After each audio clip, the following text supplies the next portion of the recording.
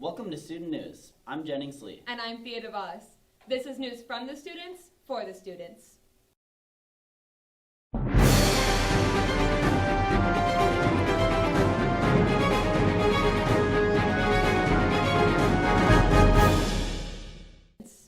Ada-Borup School has recently acquired a new addition, now called Ada-Borup-West. West? Where did that one come from? That's a good question, Thea. More on that, here's Preston Gwynn. Norman County West has undergone a lot of change this past year. The high school is shut down, but that doesn't mean the school isn't being used. If you walked into it right now, it probably wouldn't look too much different than the last day we had school last year, as far as what's the look of it. But right now it's being used for what we call our Valley Innovation Zone. And what that is it's an opportunity for us to try some outside learning opportunities for both students and for community education. Although the high school is closed, the elementary is very alive and well, with many activities designed for kids, including the upcoming concert. Here's some info on it and from the teacher who's been teaching there for 30 years, Mrs. Blotsky. We have a concert coming up in May with the kindergarten, first and second graders. We're doing a baseball-themed musical. It's called It's a Hit. And I've been trying to teach the kids about baseball. I've been having to learn a bit myself. Another activity that has occurred at NCW Elementary was Kids Entrepreneur Fair. For this project, kids were raising money for a field trip. Kids choose something to make and sell at the fair. What do Norman County West parents want for sixth grade as in the coming years? So the superintendent and myself, Dr. Hess and I, we actually telephoned all families and said, what do you see as the positives of Norman County West? What do you see as some of the things as concerns if we would have a sixth grade at our school? And what would your choice be if you made a decision now? And based on that input, we went back to the school board a couple weeks ago, and we felt that at this time it was not in our best interest to have a sixth grade at Norman County West right now. And it was from that input from parents. They were saying, we've kind of made our decision already, but maybe you want to think about that for a year or two down the road. To reiterate what Mrs. Nicholas said, the sixth graders from NCW are going to continue to be tuition to Ada-Borup next year. However, this could still change, but the staff and parents feel that this is the best option for now. Norman County West is still very much alive and well, with lots of activities going on in the school and the community. We are optimistic about its future and its success, but also look forward to the future of Ada-Borup NCW schools. Jennings, isn't it so great to hear that Norman County West Elementary School is doing so well? Jennings. What? What are you doing? No, I'm just texting somebody. Didn't you know that that's bad for you? Especially while you're driving. They just came out with some new stats on distracted driving. Really? What did they say? Well, the most shocking one I can remember is that there are 1.6 million crashes every year in the United States due to distracted driving. Wow, that is one crazy stat. Anything we can do about it? We can start by remembering that April is Distracted Driving Awareness Month. More on this from Carmen Kemper. Texting and driving is something that we have been told to steer away from since we've been in driver's ed. Is it really that harmless? Distracted driving doesn't just mean texting and being on your phone. It includes multiple other things. What we talk about. We don't usually do a lot of that. When I've done the classroom, we haven't really talked a lot about that, and that was a couple of years ago. But that's becoming more and more a factor, the distracted driving part of it. And now that we go back to that, I found this the other day in the Fargo Forum, where in St. Peter, Minnesota, an 18-year-old Mankato woman was stopped for driving 96 miles per hour. A highway patrolman comes over to her and talks to her, and she just keeps right on her Snapchat while he's ticketing her. So, I mean, this is like, okay, you guys know better than that. The law enforcement is not taking this lightly and is trying to figure out ways to curb this epidemic, starting with informing our young drivers on the consequences of this action. We can start putting an end to this by making a change in our driving habits. Something bad, especially like when we're in an area like we are, when it's winter almost half the year and you can't stop and you're not looking, that just makes it worse. So it's very dangerous. Think about the statistics. You are 6 times more likely to cause a crash while texting and driving than you are drunk driving. In 2016, there were 3,450 deaths due to distracted driving. Let's take a break and start thinking about the consequences that may happen if we continue to encourage this road behavior. I think they retain it, to tell you the truth, but do they adhere to it? Probably not. It's like most adults as well. We know what we should and should not do, but do we always do it? No. But I do think some of it's retained. I think we need to do a lot more. Maybe some stiffer penalties if you do get caught, like and if you get fined like $500, I mean, that's going to stop somebody from doing something next time. So maybe something like that, seminars and more stiffer penalties. All right. Wow, I didn't realize that distracted driving was that big of an issue in the U.S. On a lighter note, how was your Easter, Thea? It was pretty good, Jennings. I did some Easter egg hunts, ate lots of chocolate, and got to spend time with my family. Speaking of Easter, one of our reporters, Krista Perneda, got a chance to look at one of our local events. At Benedictine Care Community in Ada, they have held an annual Easter egg extravaganza for the past 10 years. Within this event, many volunteers come to help and set up for a day of fun and festivities. Sweets were the biggest hit with the younger children, with games such as the Cupcake Walk and the Easter Egg Hunt. An event for both young and old, proving that Easter is an ageless holiday. What a great local event. Jennings, Hey, I was about to set a new high score. what is so important about setting a new high score? Gaming has taken the world by storm over the past few generations. From the first game ever in 1975 to video games now, it has no doubt grabbed people's attention and changed their lives. More on this with Bryce Swenson. Fortnite, Apex Legends, Call of Duty, Halo, Mario, Sonic, and so many other series and characters come from video games. Controller. I've been playing video games with my cousins back in the day on my uncle's Atari, which is actually the same Atari that sits here in the arcade in the back. But that would go back to when I was 4 years old probably, and being 30 now, that gives me about 20 plus years of gaming. Games have changed a lot throughout the last 40 years. Gaming used to be looked down upon, but now is socially accepted, and it is even its own sport. Video games from the Xbox One all the way to the Atari 2600, as well as a library for 4,500 games, actually over 4,500 games now. So we also buy, sell, trade video games, and then from our arcade you're able to rent games as well for $8 a week. With many different tournaments, with some tournaments having prize pools of over $1 million, there are many different age groups and generations that have played games.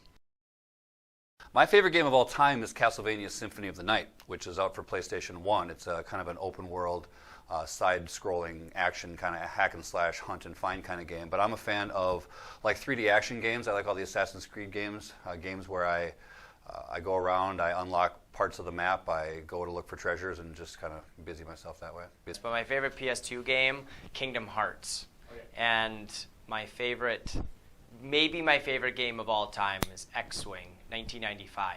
Special edition, specifically the special edition. Fortnite. Black Ops 4. Gran Turismo. Most people have a special nostalgia for the first game they played.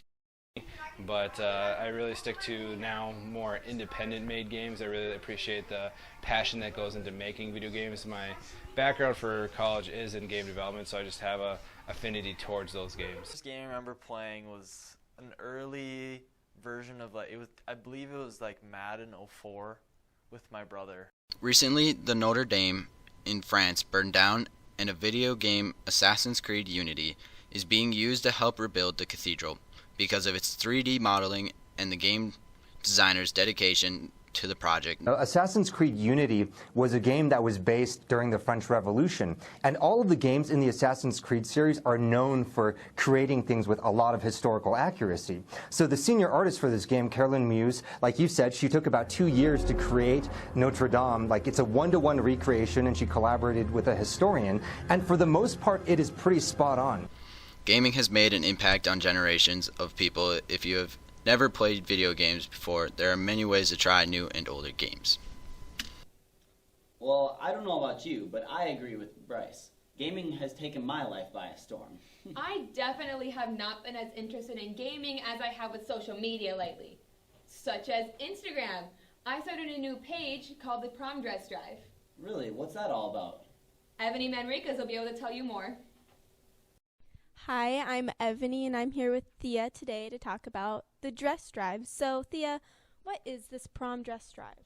This prom dress drive is a way for people that maybe don't have the kind of money or the resources to go out and get really expensive prom dresses. So people are giving me old prom dresses that are used or maybe they bought and then never worn, and I'm putting them on Instagram so that people can have the chance to buy them for cheaper. Oh, I just kind of like got the idea one day, like, oh, hey, I know that some people don't have the money and like don't have the time or vehicles to go and get dresses. So I was like, well, let's try to see if I can give something back to this community or surrounding communities in a way that we can use now and that can go forever and ever. Right now, the dresses are ranging from free to $250, depending on who's selling and who's buying, and sizes are going from a size 0 to a size 26. Do the profits go back to the seller? For the most part, but right now, all the people that have been giving dresses are willing to support a foundation called Benton's Hope. So 5 to 10% of the profits being made are going there, and that's a foundation where people and parents that lost their child during childbirth or in like the early stages of their baby being born, it's ways to help them cope with grief and cope with their loss and get things that can help them kind of move forward. Wow, that's pretty impressive what you did with those dresses, Thea. Thanks, Jennings. Hey, did you patch that jacket yourself? As a matter of fact, I did, in fabric arts class. More on this with Jakaya Thompson. Participant of the class, I approve of this fun and lifelong class. I spoke with Mrs. Spildy, who told us a little more about the class. Yeah, fabric arts is open to any 9th through 12th grade student. Well, it was a new class 3 years ago, and we were in the process of looking at different electives that we could offer for the students, and kids had enjoyed the quilting class, and some of them opted not to take the quilting class because they were such a big project, such a long-term project, and so I had gone to the FACS conference, and the other teachers were teaching a course similar to this, so that's kind of how it evolved. Did you know that fabric arts provides these skills such as math and art with measurements, patterns, and color schemes? Some of the projects that you get to do. We made a soup koozie and a zipper pouch. Are there any projects you are currently working on or going to do in the future? A fabric wrapped basket. Fabric arts can help you, and if you have an interest in arts, you can get a job in designs. That sounds like a great class. Maybe I'll consider taking it next year. Hey, Thea, have you heard about CloseUp? No, not that type of Oh, CloseUp. sorry. What I meant was, recently the juniors and seniors here at Ada-Borup went on an exciting trip. This is known as CloseUp. Now to Brandon Senna for more details on this story. CloseUp is a civic education program that the students at Ada-Borup went on during the first week of March. On this trip, they traveled to Washington, D.C., where they got to view the White House, visit different memorials such as the Lincoln and Korean, along with many more exciting monuments. I thought it'd be a good experience for the kids, a chance to go to D.C. I don't think that's a place that a lot of people go for a vacation or anything, so for a lot of kids, they might go there one time in their lives. Students spent a total of 4 days in Washington, D.C., and then moved on to spend 2 days in New York City. In New York, they did many fun things, which include visiting the Statue of Liberty, shopping in Times Square, and getting to see the view from Rockefeller Plaza. Numbers have grown ever since, and I don't see any time soon that I'll stop doing it. I think between Becky and I think it's been very enjoyable, and it's a good time. I mean, it's fun seeing the kids enjoy it. Fun, when you guys went, you got to see things that you'd never seen before, and I think for us as advisors, that's the most enjoyable part, seeing you guys enjoy some of the stuff that we've seen over the years. Wow, CloseUp sounds like a great opportunity for younger kids to get a better look inside our government. As you all may know, Ada-Borup is a bustling bunch of busy bees after the winter months we've had. From large group contests to honor contests, and much more musical mayhem, we have had a great spring thus far for our music departments. More on this from Carmen Kemper. This month, we had members from our band and choir participate in the honor concert. We had around 30 students from both our band and choir attend. More recently, our band and choir participated in a large group contest here at Ada-Borup.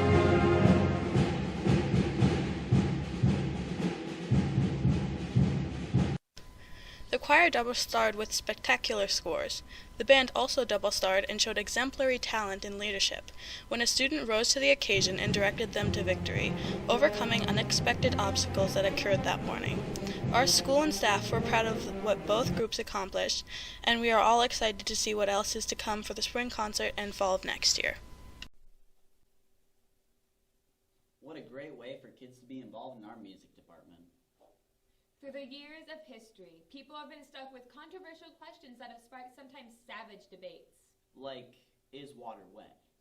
Is a hot dog a sandwich?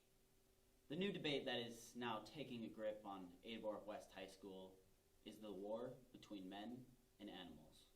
More on this from Bertus Irwin. If you found yourself an identical world to this one, but all the animals can now communicate and are planning to take back the world, who would win, the human race or the now slightly more intelligent animals? I spoke to some of the locals about their opinion, and this is what they had to tell me. If you found yourself an identical world to this one, but the animals can now communicate, who's going to win? They're not Animals will win. Apes are smarter than us. I was gonna say apes are pretty smart, so if they got a hold of a gun, I mean Planet of the Apes, come on. Animals. Hey, we got a question for you. Anaday, we got a question for you. Come here. Crikers, get in the We've gotten so many results. The animals in the polls are destroying the humans, but it's not over yet. We're gonna ask even more people their answers. Probably the animals, if you've ever watched Planet of the Apes. Probably the animals. Why do you say that? Lots of them are bigger than us. Identical world to this one, but the animals can communicate. Who's gonna win? Animals or the human? Communicate. Probably the animals. Why do you say that? Because they seem like they would have more of a physical advantage. They could be stronger, different shapes and sizes. I believe the animals because they're tougher than we are. Okay. What a guy, that Bertus Irwin. We thank you for joining us on this month's program of Student News. News from the students, For the students. We'll see you next month.